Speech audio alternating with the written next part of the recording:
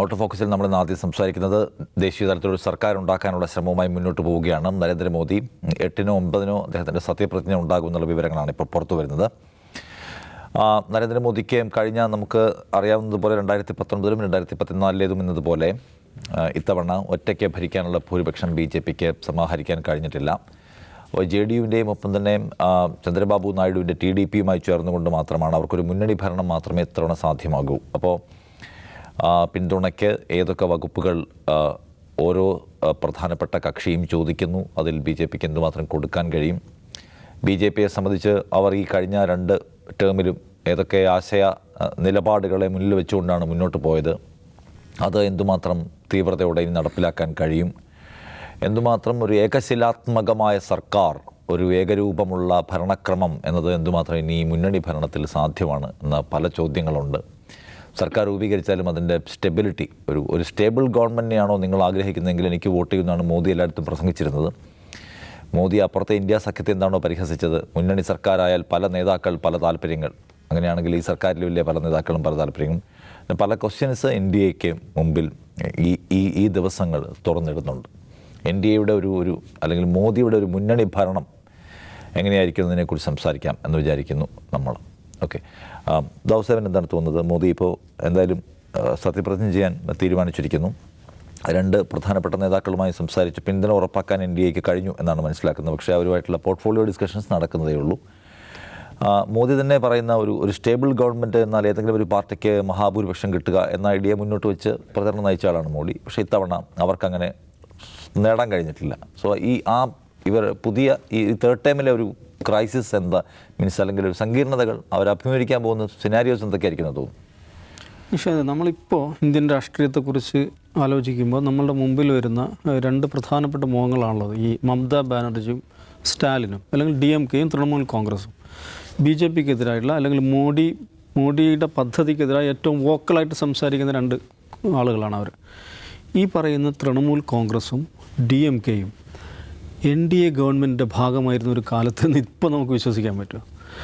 അങ്ങനെ ആയിരുന്നല്ലോ. മമത അവരുടെ മിനിസ്ട്രിയിൽ റെയിൽവേ മിനിസ്റ്ററായിരുന്ന ആളാണ്. എന്ന് പറഞ്ഞാൽ രാഷ്ട്രീയം എന്ന് പറഞ്ഞാൽ ഇങ്ങനെയൊക്കെയാണ്. പ്രത്യേകിച്ച് ഇന്ത്യ പോലുള്ള ഒരു രാജ്യത്ത്, ഇത്രയും വൈരുദ്ധ്യങ്ങൾ നിലനിൽക്കുന്ന ഒരു രാജ്യത്ത് ഇങ്ങനെയൊക്കെ തന്നെയാണ് രാഷ്ട്രീയം മുന്നോട്ട് പോകുക. നമ്മളിപ്പോൾ സംസാരിക്കുന്ന ഇന്ത്യ മുന്നണിയുടെ ആദ്യ യോഗം നടക്കുന്നത് നിതീഷ് കുമാറിൻ്റെ വസതിയിലാണ്. അദ്ദേഹമാണ് യോഗം വിളിച്ചു ചേർക്കുന്നത്. പക്ഷേ അദ്ദേഹമാണ് ആദ്യം അതിൽ നിന്ന് പുറത്ത് ചാടുന്നത്. അപ്പോൾ ഇങ്ങനെയൊക്കെയുള്ള കാര്യങ്ങൾ മുന്നണി രാഷ്ട്രീയത്തിൽ എല്ലായ്പ്പോഴും ഉണ്ടാകാറുണ്ട്. പക്ഷേ അതിനെ പരിഹസിച്ചുകൊണ്ട് തന്നെ ഒരു കാര്യമില്ല. അങ്ങനെ ഇപ്പോൾ ഏറ്റവും ലളിതമായ ഉദാഹരണമാണ് കേരളത്തിൽ CPMും കോൺഗ്രസും പരസ്പരം ഏറ്റുമുട്ടുമ്പോൾ തൊട്ടപ്പുറത്ത് കോയമ്പത്തൂരിൽ ഒരേ കാറിൽ ഇവർ കൊടിവെച്ചിട്ടാണ് പ്രചാരണം നടത്തുന്നത്. അപ്പോൾ ഇത് അവസരവാദമല്ലേ, വൈരുദ്ധ്യമല്ലേ എന്ന് ചോദിക്കുന്നതിന് ഒരു അർത്ഥമില്ല. നമ്മുടെ രാജ്യം എന്ന് പറയുന്നത് ഇത്തരം സങ്കീർണതകൾ നിറഞ്ഞതാണ്. അപ്പോൾ അതിനകത്തുള്ള പൊളിറ്റിക്കൽ ഫോർമേഷൻസും പൊളിറ്റിക്കൽ അലയൻസസും ഒക്കെ ആ സങ്കീർണതകളുണ്ടാവും. അത് നമ്മളവിടെ വെക്കണം. നരേന്ദ്രമോദിയുടെ പ്രശ്നം എന്ന് വെച്ചാൽ ഈ സങ്കീർണതകളെ, വൈരുദ്ധ്യങ്ങളും മനസ്സിലാക്കാതെ, അല്ലെങ്കിൽ അതിനെ അഡ്രസ്സ് ചെയ്യാതെ, അതിനെ റെസ്പെക്റ്റ് ചെയ്യാതെ ഇതൊരു ഏകമുഖ രാജ്യമായി കൊണ്ടു നടക്കുന്നൊരു പൊളിറ്റിക്കൽ പ്രോജക്റ്റാണ് പുള്ളിയുടെ കയ്യിലുള്ളത് എന്നുള്ളതാണ് അദ്ദേഹത്തിൻ്റെ പ്രശ്നം. അപ്പോൾ അത് തിരുത്തേണ്ടി വന്നു.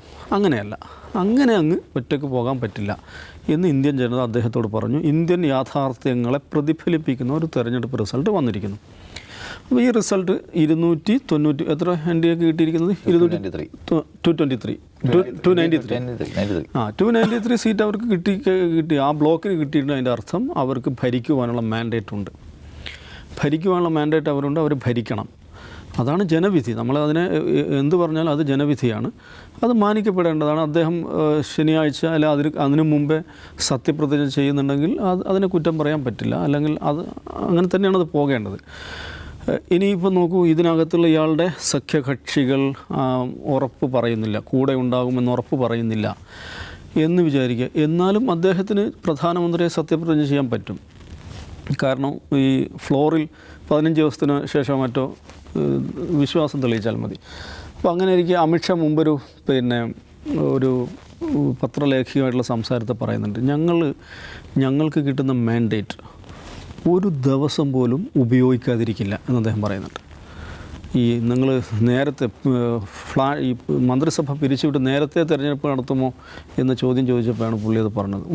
ഞങ്ങൾക്ക് കിട്ടിയ മാൻഡേറ്റിൽ ഒരു ദിവസം പോലും ഞങ്ങൾ കുറവ് വരുത്തിൽ ഉപയോഗിക്കാതിരിക്കില്ല. അപ്പോൾ 15 ദിവസം ആരും പിന്തുണക്കാനില്ലെന്ന് വിചാരിക്കുക. രാഷ്ട്രപതി നിശ്ചയമായും സിംഗിൾ ലാർജസ്റ്റ് പാർട്ടി എന്നുള്ള നിലക്ക് BJP ആണ് ക്ഷണിക്കുക. പിന്തുണ ഇല്ലെങ്കിൽ പോലും അവർ സത്യപ്രതിജ്ഞ ചെയ്യും, ഒരു മന്ത്രിസഭ രൂപീകരിക്കും. 15 ദിവസമാണെങ്കിൽ 15 ദിവസം അവർ ഭരിക്കും. മുമ്പ് വാജ്പേയി അത് ചെയ്തിട്ടുണ്ട്, ഓർമ്മയുണ്ട്. 13 ദിവസം വാജ്പേയി പ്രധാനമന്ത്രിയായിരുന്നിട്ടുണ്ട്. ആ ദിവസം ഒരുപാട് കാര്യങ്ങൾ അവർ ചെയ്തിട്ടുണ്ട് കേട്ടോ. ആ ദിവസം ചെയ്യാവുന്ന കാര്യങ്ങളൊക്കെ അവർ ചെയ്തിട്ടുണ്ട്. പൊളിറ്റിക്സ് അത് തന്നെയാണ്.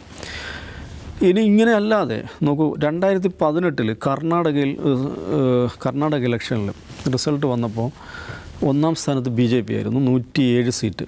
2-ാം സ്ഥാനത്ത് കോൺഗ്രസ് ആയിരുന്നു, 80 സീറ്റ്. 3-ാം സ്ഥാനത്ത് 37 സീറ്റുള്ള JDS ആയിരുന്നു. ആരാ മുഖ്യമന്ത്രി ആയതെന്നറിയോ? 37 സീറ്റുമായിട്ട് ഉള്ള കുമാരസ്വാമിയാണ് മുഖ്യമന്ത്രിയായത്. അതെങ്ങനെയാണ് സംഭവിക്കുന്നത്? അതാണ് അലയൻസ് പൊളിറ്റിക്സ് എന്ന് പറയുന്നത്. അപ്പോൾ കോൺഗ്രസ് 80 സീറ്റുള്ള കോൺഗ്രസ് 37 സീറ്റുള്ള കുമാരസ്വാമിയെ പിന്തുണയ്ക്കുകയാണ്, അങ്ങ് മുഖ്യമന്ത്രി ആവണം എന്ന് പറഞ്ഞിട്ട്. ഇത് ഒരു നിലക്ക് ആലോചിച്ചാൽ ഭയങ്കര എന്താ പറയുക, ജനവിധിയോട് തന്നെയുള്ള ഒരു ഇതാണല്ലോ. പക്ഷെ അങ്ങനെയല്ല, അത് നമ്മുടെ നാട്ടിൽ അങ്ങനെ നടക്കുകയുള്ളൂ, രാഷ്ട്രീയം അങ്ങനെ നടക്കുകയുള്ളൂ. നമ്മൾ ഈ അമേരിക്കയിലൊക്കെ നടക്കണ ഒരു ദ്വികക്ഷി ജനാധിപത്യമല്ല, ബഹുകക്ഷി ജനാധിപത്യമാണ്. അതിൽ തന്നെ ഈ വൈവിധ്യങ്ങളുള്ളത് കൊണ്ട് പല മട്ടിലുള്ള രാഷ്ട്രീയ മൂവ്മെൻറ്റുകൾ, ഫോർമേഷൻസ് ഉണ്ടാവും. അപ്പോൾ അതുകൊണ്ട് ഞാൻ പറയുന്നത് ഈ മന്ത്രിസഭ നരേന്ദ്രമോദി രൂപീകരിക്കും, അദ്ദേഹത്തിന് സാധിക്കും. പക്ഷേ അതിൻ്റെ ഏറ്റവും വലിയ ഗുണമെന്ന് പറയുന്നത് ഈ പറയുന്ന ഇന്ത്യൻ യാഥാർത്ഥ്യത്തെ അത് റെപ്രസെൻ്റ് ചെയ്യുന്നുള്ളതാണ്. അപ്പോൾ അദ്ദേഹത്തിൻ്റെ സഹയോഗികളായിട്ടുള്ള ആളുകൾ, പ്രധാനപ്പെട്ട ഒരാൾ നിതീഷ് കുമാർ, മറ്റൊന്ന് ചന്ദ്രബാബു നായിഡു. ഇവർ രണ്ടുപേരുടെയും ഏറ്റവും വലിയ ഗുണം എന്ന് പറയുന്നത് ഇവർ രണ്ടുപേരും ഈ പറയുന്ന അലയൻസ് പൊളിറ്റിക്സ് അത് കലക്കി കുടിച്ചിട്ടുള്ള ആളുകളാണ്. അത് തലങ്ങും വിലങ്ങും എല്ലാ നിലക്കും പരീക്ഷിച്ചിട്ട് അതിൽ അഗ്രഗണ്യരായിട്ടുള്ള, അതിലെ ഏറ്റവും വലിയ പാഠശാലയിലെ ഗുരുക്കന്മാരായിട്ടുള്ള ആളുകളാണ് അവർ. ആ കഴിവില്ലാത്തവരാണ് ഈ പറയുന്ന നരേന്ദ്രമോദിയും അമിത്ഷായും. അപ്പോൾ അവർക്ക് നേരത്തെ തന്നെ ടഫർ ബാർഗൈനേഴ്സ് ആയിട്ടുള്ള ഈ കക്ഷികൾക്ക് ഈ മന്ത്രിസഭയിൽ ചേരുന്നതോടുകൂടി അവരുടെ ലിവറേജ് വർദ്ധിക്കുകയാണ് ചെയ്യുന്നത്. ഞങ്ങളില്ല നോക്കൂ, അവർ ഐഡിയോളജിക്കൽ അലൈസ് അല്ല, BJPയുടെ ഐഡിയോളജിക്കൽ അലൈസ് അല്ല, ഒരു കമ്പൽഷൻ കാരണം ഈ മുന്നണിയിൽ എത്തിപ്പെട്ടവരാണ്. രാഷ്ട്രീയമായ കമ്പൽഷൻ കാരണം അവർ ഒരൊറ്റ കാര്യമേ ശ്രദ്ധിക്കുള്ളൂ, തങ്ങളുടെ രാഷ്ട്രീയം നിലനിർത്താനും വിജയിപ്പിക്കുവാനും പരുവത്തിൽ ഈ NDA മുന്നണിയെ, മന്ത്രിസഭയെ എങ്ങനെ ഉപയോഗപ്പെടുത്താം എന്നാണ് അവർ ആലോചിക്കുക. അവരുടെ സ്റ്റേറ്റ് അവരുടെ ഒരു കൺസേൺ ആയിരിക്കും, അവരുടെ പൊളിറ്റിക്കൽ പ്ലാറ്റ്ഫോം, കോൺസ്റ്റിറ്റ്യുവൻസി ഒരു കൺസേൺ ആയിരിക്കും. കാരണം BJPയെ പോലെ ഒരു ഹെയ്റ്റ് പൊളിറ്റിക്സിൻ്റെ ആളുകളല്ല അവർ. ഈ മുസ്ലിം വിരുദ്ധത അവർ ഒരു കാലത്തും എടുത്തിട്ടില്ല. ഇപ്പോഴും വളരെ സൈസബിളായിട്ടുള്ള മുസ്ലിം സപ്പോർട്ട് ബേസുള്ള പാർട്ടികളാണ് ഈ രണ്ട് പാർട്ടികളും. അങ്ങനെയൊക്കെ ആകുമ്പോൾ ഞാൻ പറയുന്നത് കൂടുതൽ ക്വാളിറ്റിയുള്ള, നേരത്തേതിനേക്കാൾ മെച്ചപ്പെട്ട ഒരു മന്ത്രിസഭ, അല്ലെങ്കിൽ നേരത്തെ ഉള്ളതിനേക്കാൾ റെപ്രസെൻറ്റേറ്റീവായുള്ളൊരു മന്ത്രിസഭ വരുമെന്നുള്ള നിലക്ക് ഈ ജനവിധി ആഹ്ലാദം നൽകുന്നൊരു ജനവിധിയാണ്. അത് അതിനോട് സമരസപ്പെടാൻ BJP പഠിക്കുമോ, അല്ലെങ്കിൽ നരേന്ദ്രമോദി പഠിക്കുമോ എന്നുള്ളതാണ് കാത്തിരുന്ന് കാണേണ്ടത്. എനിക്കത് ഇതിൻ്റെ ഒരു ഹണിമൂൺ പീരീഡ് വളരെ നന്നായിട്ട് പോകും. പക്ഷേ ഈ ഹണിമൂൺ പീരീഡിന് ശേഷം നമുക്ക് ധാരാളം വാർത്തകൾ ഉണ്ടാകുമെന്നാണ് ഞാൻ വിചാരിക്കുന്നത്. രാജ്യം സി പി ഇതിനകത്തൊരു പ്രശ്നമുള്ളത്, ഒരു സർക്കാർ ഉണ്ടാക്കുക എന്നത് പ്രയാസമുള്ള സംഗതിയല്ല. രണ്ടുപേരും ഇതിനകത്ത് തന്നെ നിൽക്കാനുള്ള സാധ്യതയാണ് കൂടുതൽ. പക്ഷേ ഒരു നേരത്തെ ദാവൂദ് സാഹിബ് പറഞ്ഞ പോലെ ഒരു ബഹുസ്വരതയുടെ, കൺസൾട്ടേഷൻ്റെ ഒന്നും ഭാഷ അറിയാത്ത ആളുകളാണ് ഇതിൻ്റെ തലപ്പത്തുള്ളത്. ഒന്നാമത്തെ കാര്യം BJPയിൽ പോലും അതില്ല. ഇവർ രണ്ടുപേരും കൂടി മാത്രം ഭരിച്ചുകൊണ്ടിരുന്നതാണ്. സർക്കാരിൻ്റെ നയപരിപാടികൾ മുഴുവൻ ഡിസൈൻ ചെയ്തിട്ടുള്ളത് ഹിന്ദുത്വത്തിൻ്റെ ഒരു ആശയം വെച്ചിട്ടാണ്. അങ്ങനെ നോട്ട് നിരോധനം വന്നു, അല്ലെങ്കിൽ പ്രധാനപ്പെട്ട ഈ തീരുമാനങ്ങൾ പലതും എടുത്തു, ഒരു കൺസൾട്ടേഷനും ഇല്ല. അപ്പോൾ അതിനകത്ത് അവർ എന്തുമാത്രം ഇറുകാൻ പോവുകയാണെന്ന് ചോദിക്കുകയാണ്. നിതീഷ് കുമാറിൻ്റെയും ചന്ദ്രബാബു നായിഡുവിൻ്റെയും NDA സഹവാസം ആ രണ്ടുപേരുടെയും പാർട്ടികൾക്ക് മുൻകാല അനുഭവങ്ങൾ വെച്ച് അവർക്ക് വലിയ നഷ്ടമാണ് ഉണ്ടാക്കിയിട്ടുള്ളത്. നിതീഷ് കുമാർ, ഇപ്പോൾ നാം കാണുന്ന നിതീഷ് കുമാറിനേക്കാൾ സ്ട്രോങ് ആയിരുന്നു. അദ്ദേഹമാണ് ഏറ്റവും കൂടുതൽ കാലം അവിടെ ബീഹാർ ഭരിച്ചിട്ടുള്ള മുഖ്യമന്ത്രി. അദ്ദേഹത്തിൻ്റെ പാർട്ടിയും വളരെ സ്ട്രോങ് ആയിരുന്നു. അദ്ദേഹം മുന്നണികളിൽ നിൽക്കുമ്പോൾ പോലും അദ്ദേഹമായിരുന്നു മുന്നിൽ നിൽക്കുന്ന ലീഡർ. ഏത് മുന്നണിയിലായാലും അദ്ദേഹമാണത് നയിക്കുക, ആ ലീഡർ. ഇപ്പോൾ ഇന്ത്യ മുന്നണിയുടെ തന്നെ തലതൊട്ടപ്പൻ നിതീഷ് കുമാറാണ്. ഏത് മുന്നണി എടുക്കുമ്പോഴും അദ്ദേഹം അതിൻ്റെ ഫ്രണ്ട് റോയിലാണ് ഉണ്ടാവുക. പക്ഷേ BJPയുമായിട്ടുള്ള അലയൻസ് എന്ന് ബീഹാറിൽ തുടങ്ങിയോ, അദ്ദേഹത്തിൻ്റെ പാർട്ടി ക്ഷയിച്ചുകൊണ്ടിരിക്കുകയാണ്. എന്ന് മാത്രമല്ല അദ്ദേഹത്തിൻ്റെ വോട്ട് ബാങ്കാണ് BJP ബീഹാറിൽ കാർന്നു നിന്നുകൊണ്ടിരിക്കുന്നത്. അത് മനസ്സിലാക്കുമ്പോഴാണ് അദ്ദേഹം തിരിച്ചു പോകുന്നത്. പിന്നീട് അദ്ദേഹം ഒരു ഓപ്പർച്യൂണിറ്റി നോക്കി അപ്പുറത്ത് വീണ്ടും പോകും, തിരിച്ചു വരും. നിതീഷ് കുമാറിൻ്റെ ഒരു രാഷ്ട്രീയ സ്വഭാവം അതാണ്. പക്ഷെ അപ്പോഴും അദ്ദേഹത്തിന് അതിശക്തമായൊരു വോട്ട് ബേസ് ഉണ്ട്. വോട്ട് ബേസ് എന്ന് പറയുന്നത് ഈ പറയുന്ന അതീവ പിന്നോക്ക കുർമികൾ ഉൾപ്പെടുന്ന പിന്നോക്ക വിഭാഗങ്ങളാണ് അദ്ദേഹത്തിൻ്റെ വോട്ട് ബേസ് എന്ന് പറയുന്നത്. മുസ്ലിം വോട്ട് ബാങ്കും അദ്ദേഹത്തിനുണ്ട്. അതുകൊണ്ടാണ് അദ്ദേഹം ഇനിയും വേര് പറഞ്ഞു പോകാത്തത്. ബീഹാറിൽ നിന്ന് വേര് പറഞ്ഞു പോകുന്നില്ല, ഇപ്പോഴും സ്ട്രോങ് ആയി നിൽക്കുന്നത്. പക്ഷേ ഈ ലോക്സഭാ തെരഞ്ഞെടുപ്പിൽ ഏറ്റവും കൂടുതൽ സീറ്റ് ബീഹാറിൽ നിന്ന് ലഭിക്കുന്നത് അദ്ദേഹത്തിൻ്റെ പാർട്ടിക്കാണ്. അപ്പോൾ അദ്ദേഹത്തെക്കുറിച്ചുള്ള ഏറ്റവും വലിയ ആക്ഷേപം അദ്ദേഹം ഒരു ഓപ്പർച്യൂണിസ്റ്റാണ്, അവസരവാദിയാണ്. അദ്ദേഹത്തിൻ്റെ രാഷ്ട്രീയ ചരിത്രം മുഴുവൻ അങ്ങനെയാണ്. അദ്ദേഹം പദവികൾ ലഭിക്കാൻ വേണ്ടി, അധികാരം ലഭിക്കാൻ വേണ്ടി അദ്ദേഹത്തിൻ്റെ തന്നെ രാഷ്ട്രീയ ആചാര്യന്മാരെ ഒറ്റിക്കൊടുത്ത ആളാണ് എന്ന പഴി കേൾക്കുന്ന ഒരാളാണ് നിതീഷ് കുമാർ. പക്ഷേ ഈ പറയുന്ന മുന്നണി സംവിധാനങ്ങൾ രൂപപ്പെടുന്നതിൽ അഗ്രഗണ്യനാണ്. നെഗോഷിയേഷൻ നന്നായി കഴിയുന്ന നെഗോഷിയേഷൻ്റെ ഒരു മാസ്റ്ററാണ്. സാധ്യതകൾ, രാഷ്ട്രീയ സാധ്യതകളുടെ കലയാണല്ലോ, സാധ്യതകൾ അന്വേഷിച്ച് കണ്ടുപിടിക്കുന്ന ആൾ കൂടിയാണ്. അപ്പോൾ നിതീഷ് കുമാറിനെ സംബന്ധിച്ചപ്പോൾ BJPയുടെ ഭാഗമാവുന്നതിൽ ഏതെങ്കിലും തരത്തിലുള്ള ഐഡിയോളജിക്കലായിട്ടുള്ള പ്രശ്നങ്ങളോ പ്രായോഗിക രാഷ്ട്രീയത്തിൻ്റെ ഒരു പ്രശ്നമോ അദ്ദേഹത്തിൻ്റെ സ്വന്തം സംസ്ഥാനത്ത് തന്നെ അദ്ദേഹത്തിന് എന്തെങ്കിലും തിരിച്ചടി നേരിടേണ്ട പ്രശ്നമില്ല. പക്ഷേ TDPയുടെ പ്രശ്നം അതല്ല. നിഷാദ് ഓർക്കുന്നുണ്ടോ 2019, അതായത് ഫസ്റ്റ് ടൈം, മോദിയുടെ ഫസ്റ്റ് ടൈമിൽ മാധ്യമങ്ങളുടെ മുമ്പിൽ നിന്ന് പൊട്ടിക്കരഞ്ഞൊരു ചന്ദ്രബാബു നായിഡുവിനെ, സ്വന്തം പാർട്ടിയിലെ 6 രാജ്യസഭാംഗങ്ങളെ BJP മറുകണ്ഠം ചാടിച്ചു കൊണ്ടുപോയ ഒരു അനുഭവം അദ്ദേഹത്തിന് മുമ്പിലുണ്ട്. ഇപ്പോൾ ചന്ദ്രബാബു നായിഡുവും ഈ പറയുന്ന മുന്നണി, മുൻപും അദ്ദേഹം NDAയുടെ ഭാഗമായിരുന്ന ആളാണ്, മുന്നണി രാഷ്ട്രീയത്തിൽ അദ്ദേഹം നന്നായി പ്ലേ ചെയ്യുന്ന ഒരാളാണ്. എങ്കിൽ പോലും ആന്ധ്ര രാഷ്ട്രീയത്തിൽ ചന്ദ്രബാബു നായിഡു ഒരു ജെൻറ്റിൽമാൻ പൊളിറ്റിക്സിൻ്റെ ആളാണ്. പിന്നെ അദ്ദേഹം കുറേ കൂടി ഈ പറയുന്ന മറ്റ് രാഷ്ട്രീയക്കാരെ പോലെ ഈ നാവുകൊണ്ട് പണിയെടുക്കുന്ന ആൾ കൂടിയല്ല. അദ്ദേഹം അങ്ങനെ വലിയൊരു പ്രാസംഗികനോ അങ്ങനെയൊന്നുമല്ല. അദ്ദേഹം കുറേ കൂടി ഒരു മികച്ച അഡ്മിനിസ്ട്രേറ്ററാണ്. ഒരു മുഖ്യമന്ത്രി എന്ന നിലയിൽ ഇപ്പോൾ നമ്മളിപ്പോൾ സൈബറാബാദ് എന്നറിയപ്പെടുന്ന ഹൈദരാബാദിലെ വളരെ പ്രധാനപ്പെട്ട IT സെക്ടർ ഉണ്ടാക്കിയെടുത്തൊരു മനുഷ്യനാണ് അദ്ദേഹം. അത് വളരെ വിഷണറി ആയിട്ടുള്ള ഒരാളാണ്. ഇപ്പോൾ അദ്ദേഹം മുഖ്യമന്ത്രി ആയിരിക്കുമ്പോഴായിരുന്നു ഞാൻ ഹൈദരാബാദ് പഠിച്ചത്. അവിടുത്തെ വികസനമൊക്കെ ഹൈദരാബാദ് കൺമുമ്പിൽ വികസിച്ച ഒരു സിറ്റിയാണല്ലോ. അങ്ങനെ മുമ്പ് ഹൈദരാബാദ് അങ്ങനെയല്ല, നമ്മുടെ നോക്കി നിൽക്കെ വളർന്ന സിറ്റിയാണ് ഹൈദരാബാദ്.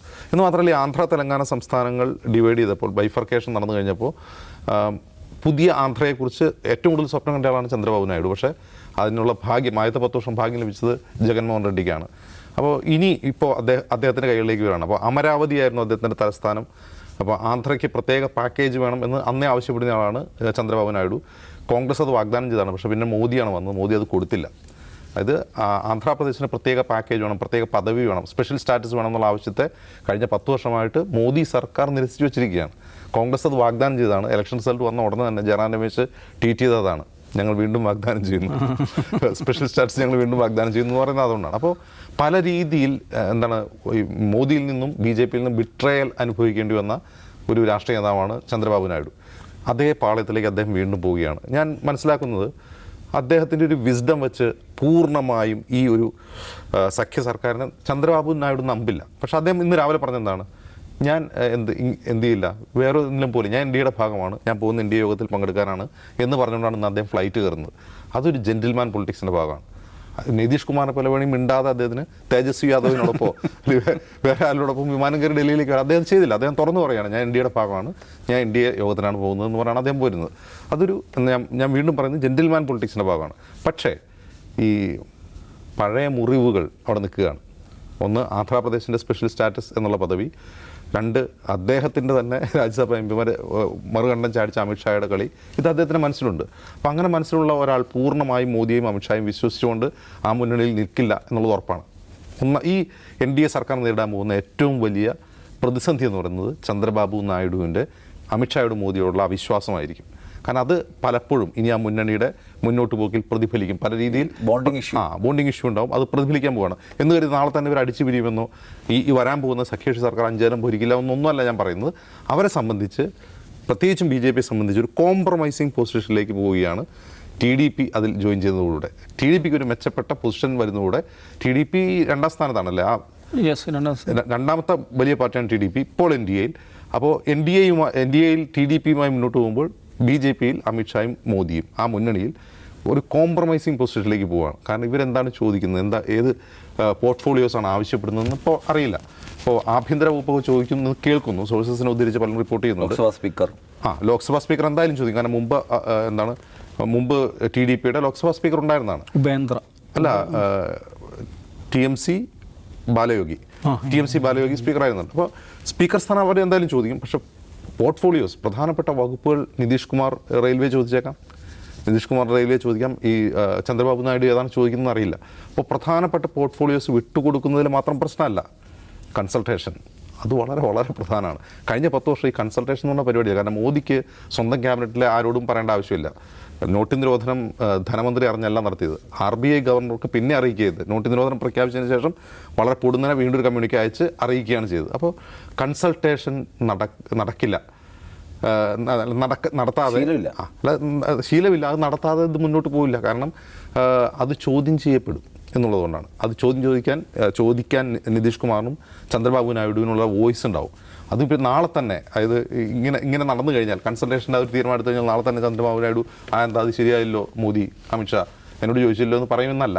കാരണം ഇങ്ങനെയൊരു ക്യാരക്ടർ രാജ്യത്തിന് നഷ്ടപ്പെട്ടിട്ടുണ്ട്, നമ്മുടെ ഗവേണൻസിൽ നഷ്ടപ്പെട്ടിട്ടുണ്ട്, അഡ്മിനിസ്ട്രേഷൻ നഷ്ടപ്പെട്ടിട്ടുണ്ട്. പക്ഷേ പൊതുവെ അത് റീഗെയിൻ ചെയ്തു വരും എന്നുള്ളത് നമ്മുടെ ജനാധിപത്യത്തെ ശക്തിപ്പെടുത്തുന്ന ഒരു കാര്യമാണ്. കാരണം കൺസൾട്ടേഷൻ വേണം, ക്യാബിനറ്റ് കൂടി ആലോചിച്ച് ഒരു തീരുമാനം എടുക്കണം, അതിലെല്ലാ ഭാഗത്തെയും കേൾക്കണം, എല്ലാ പാർട്ടികളുടെ അഭിപ്രായം രേഖപ്പെടുത്തണം എന്നുള്ളത് വളരെ വളരെ പ്രധാനപ്പെട്ട ഒരു കാര്യമാണ്.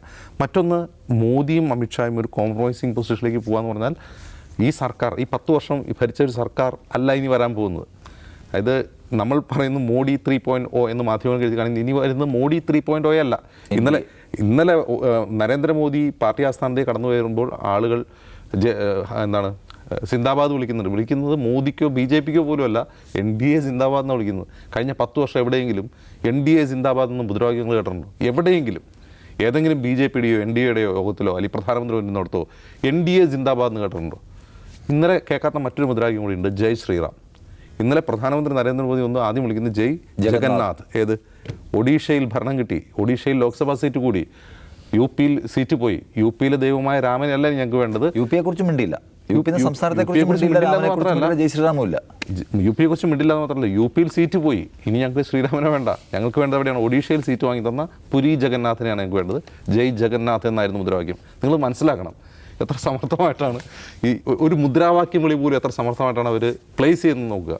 അപ്പോൾ ഇതാണ് അവസ്ഥ. അപ്പം പല കാര്യങ്ങളാൽ ഇനി വരാൻ പോകുന്ന സർക്കാർ മോദി 3.0 അല്ല, NDA മുന്നണിയാണ്. നമ്മൾ വാജ്പേയിയുടെ കാലത്ത് 99-2004 കാലത്ത് ഇന്ത്യയിൽ കണ്ട ആ തരത്തിലുള്ളൊരു മുന്നണി ഭരണമാണ് വരാൻ പോകുന്നത്.